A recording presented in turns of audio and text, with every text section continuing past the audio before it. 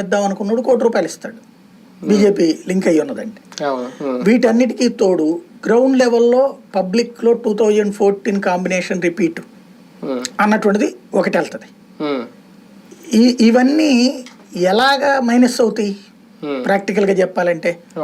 అయితే తెలుగుదేశం, జనసేన, భారతీయ జనతా పార్టీ పొత్తు పెట్టుకుంటే మైనారిటీ ఓట్లు ఇప్పుడు ఒక క్రిందసారి 2019లో చూసుకుంటే 80% ఓట్లు జగన్కి పడ్డాయి, 20% టీడీపీకి పడ్డాయి ఖచ్చితంగా.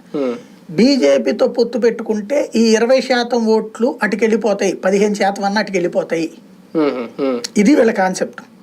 ఇలా ఇది చంద్రబాబు ఆలోచించాల్సింది అది. కానీ చంద్రబాబు దానికంటే కూడా మనకి వీళ్ళు వచ్చేసారు కదా, కాపులు వచ్చేస్తున్నారు కదా.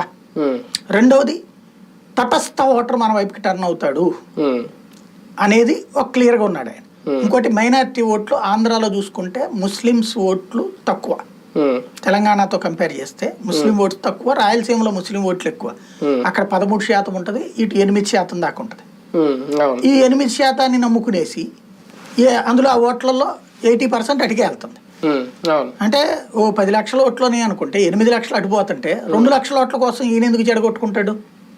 బేసిక్ గా బీజేపీ వాళ్లే సీట్ల దగ్గర ఒప్పుకోవట్లేదు అన్నదే ప్రస్తుతం వినబడుతుంది. ఇక్కడ బీజేపీ వైపు నుంచి కూడా ఇంకొక వెర్షన్ వినిపిస్తోంది. ఒకప్పుడు ఇప్పుడున్న అధ్యక్షురాలను పురంధేశ్వరి గారే చేరికల కమిటీ కన్వీనర్ గా పనిచేశారు. అప్పుడు గుజరాత్ ఎన్నికల టైంలో అక్కడేదో మిగిలిన రాష్ట్రాలకు పెట్టారు. ఇప్పుడు కనీసం ఒక్క వ్యక్తిని కూడా ఏమి వచ్చిన తర్వాత బీజేపీలో చేర్చుకోకపోవడం